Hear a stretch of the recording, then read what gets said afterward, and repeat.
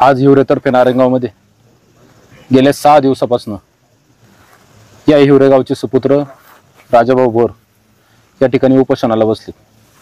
6 दिवस झालेत। अनेक नेते मंडळी या ठिकाणी गाठीभेटी करतायत, अनेक जणांचे फोन येत आहेत, सगळ्या गोष्टी होत आहेत, परंतु शाश्वत असं काही उत्तर मिळत नाही। जरांगे पाटील त्या ठिकाणी बसलेले आहेत, त्यांचंही 6 दिवसापासून उपोषण चालू आहे। राजाभाऊ पण तेच म्हणतात, जोपर्यंत जरांगे पाटील उपोषण सोडणार नाही तोपर्यंत मी सुद्धा उपोषण सोडणार नाही। या मराठा आरक्षणासाठी अनेक व्यक्ती प्रयत्न करत आहेत, परंतु अजून काय त्या गोष्टीला काही यश मिळत नाही। मध्यंतरी अजितदादा या तालुक्यामध्ये आले आणि मराठा बांधवांचा आक्रोश या ठिकाणी सामोरा आला आणि त्या घटनेमध्ये राजाभाऊ सुद्धा काळे झेंडे दाखवण्यासाठी राजाभाऊ भोर सुद्धा होते। मग त्या ठिकाणी काळे झेंडे दाखवले गेले। ज्या दिवशी काळे झेंडे दाखवले गेले त्या दिवशी त्यांच्यावर कोणताच गुन्हा दाखल झाला नाही आणि अजितदादा गेल्याच्या नंतर दुसऱ्या दिवशी त्यांच्यावर गुन्हा दाखल झाले आणि ते त्यांना कळालं। गुन्ह्याचा निषेध करतो हो, त्या सगळेजण निषेध करताय। निषेध करतो आम्ही। तर दुसऱ्या दिवशी गुन्हे दाखल झाले।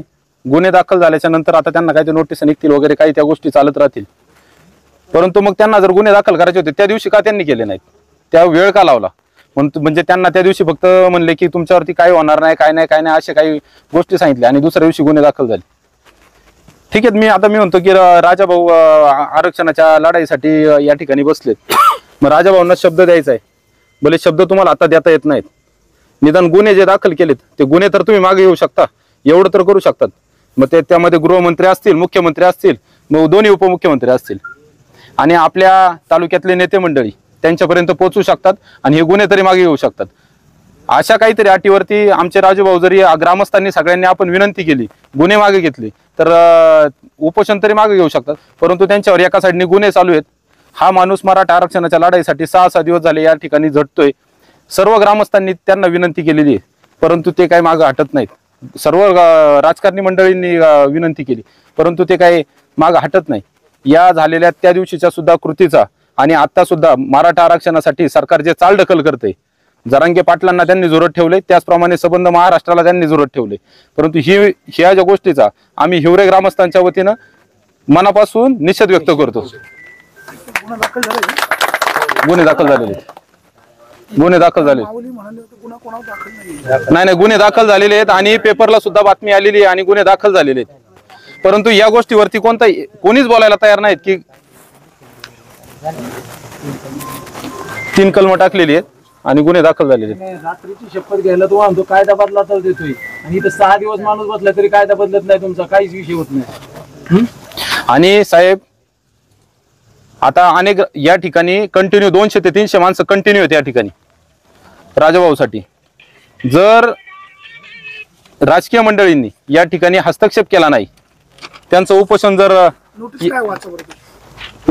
सुटलं नाही तर उपोषण जर सुटलं नाही, एक मिनिट थांबा,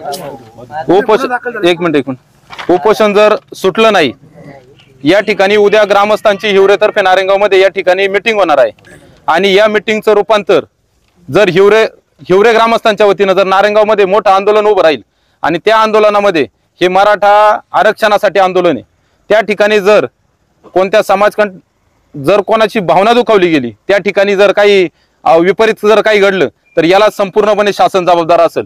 या ठिकाणी आम्ही आता हा हिवरे ग्रामस्थांच्या वतीने इशारा देतोय, त्या इशाराचं सरकारने, शासनाने, राजकीय नेत्यांनी हे विषय गांभीर्याने घ्यावा।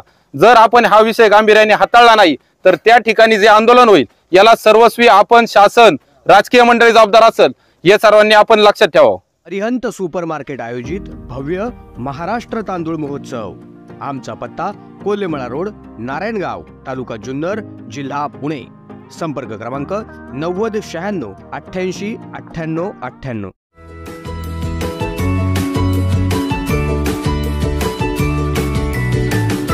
बातम्या शेतीच्या, बातम्या मातीच्या, बातम्या अन्यायाच्या, गुन्हेगारीच्या,